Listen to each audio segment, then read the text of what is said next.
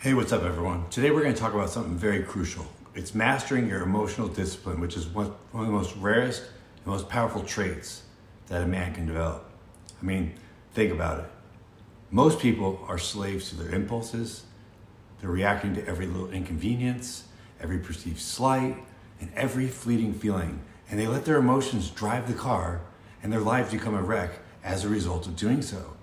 But you see, the man, the one who controls his emotions, he stands out like a fortress in a storm. He's unshakable, immovable, and untouchable. And that's the kind of strength that isn't just commanding to others. It's transformative for yourself, for your life. Because let me tell you, emotional discipline, that's what separates the weak from the strong, from the ordinary, from the extraordinary. Here's the harsh truth. Every single time that you let your anger, that you let your fear, or that you let your insecurity dictate your actions, you give away your power. You become a puppet with your emotions pulling the strings, and believe me, people can tell when you're not in control of your life or your emotions. It's like walking into a room and seeing someone panicking.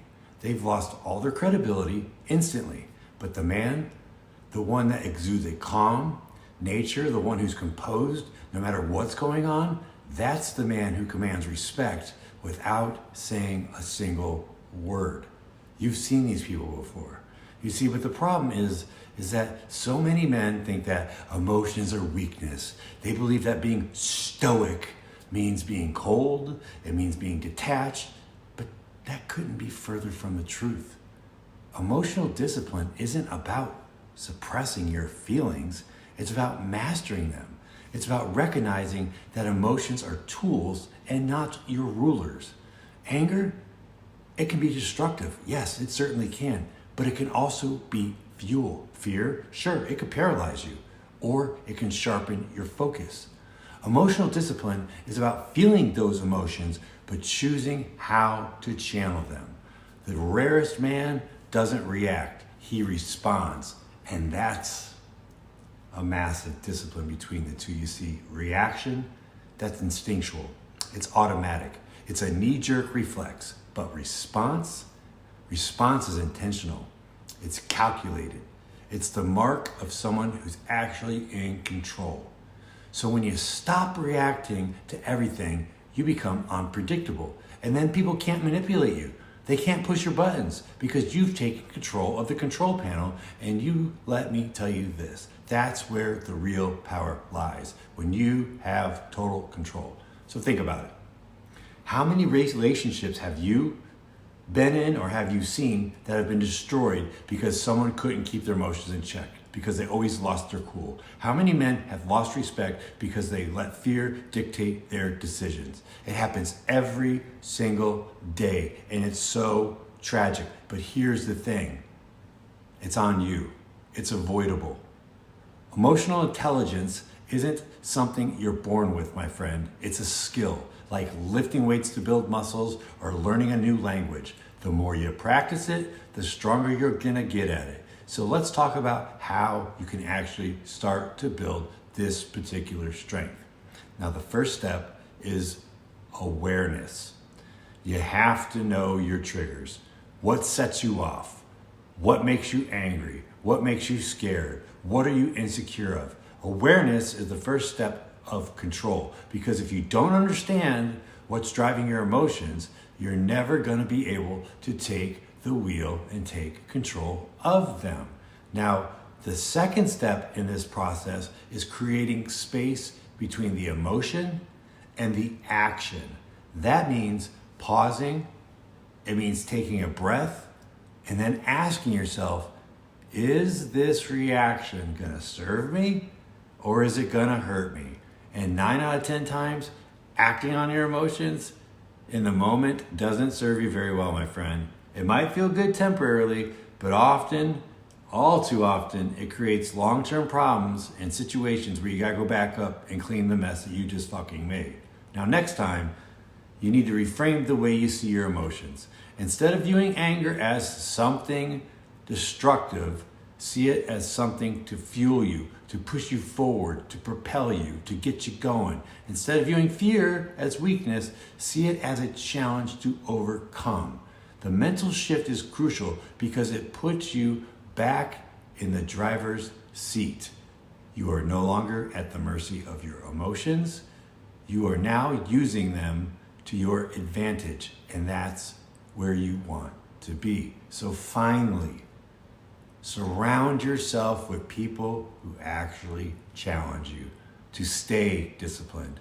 If you're around a bunch of knuckleheads who fly off the handle at every inconvenience, you're going to start to think that that's normal and that's just the way to react, but it's not. But if you're around men who are calm, men who are composed and strategic, then you're going to mirror that.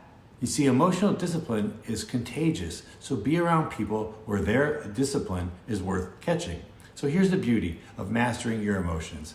It doesn't just give you control over yourself, it gives you influence over others.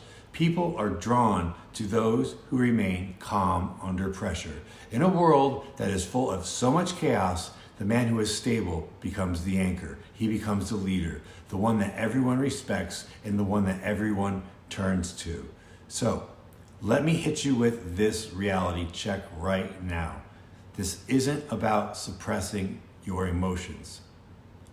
Again, this isn't about suppressing your emotions. It's not to look cool. It's not to impress others. This is about self-respect. It's about knowing your emotions. So don't get that wrong and don't let them run your life.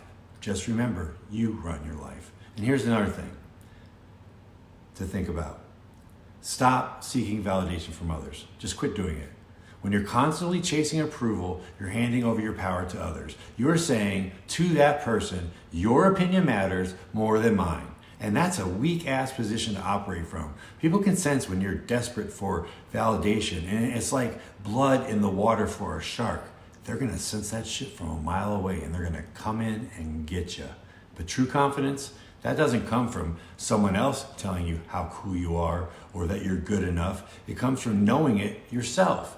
And when you stop seeking this validation, something incredible happens that you just don't see coming. You become a magnet. People are now drawn to you because of the authenticity, because it's so rare.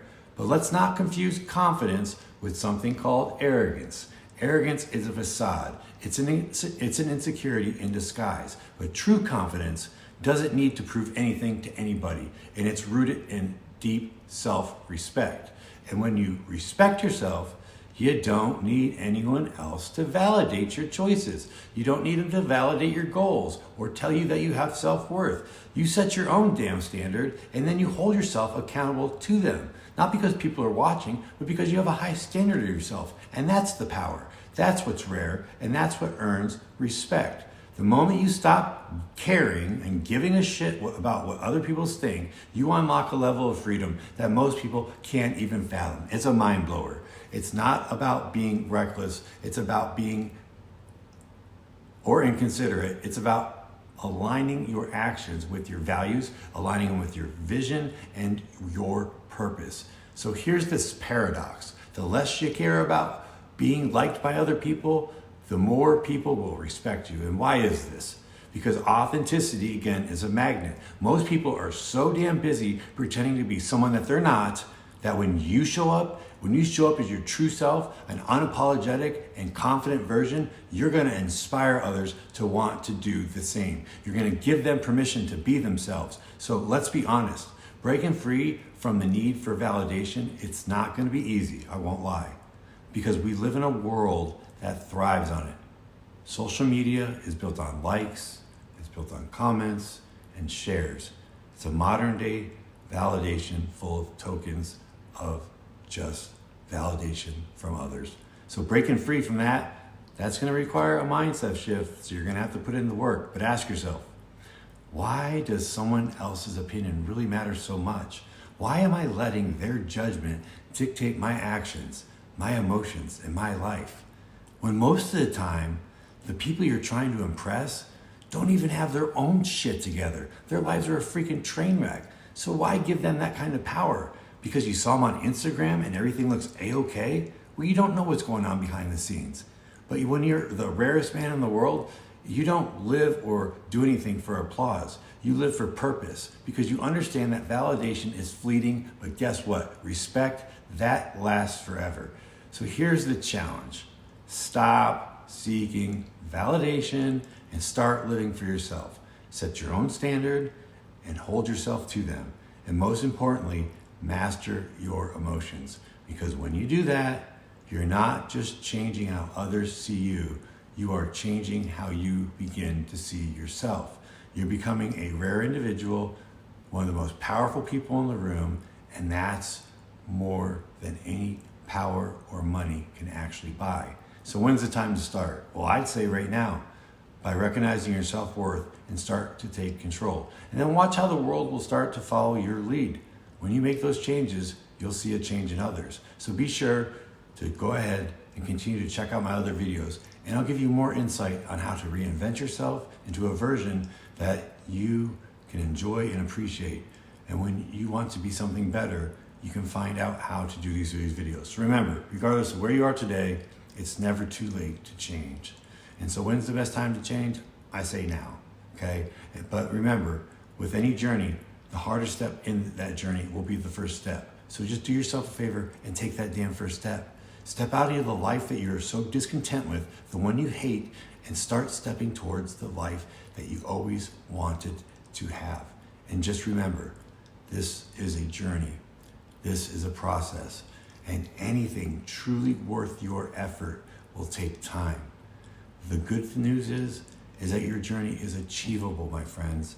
All you have to do, like I said, is take that first step and never give up. So if you found value in this video, go ahead and type in the comments, never give up. That way you can remind yourself of that simple phrase. Also, don't forget to subscribe, like, and hit the notification button. That way you know when new videos come out. And if you got some value, share this with a friend. Until next time.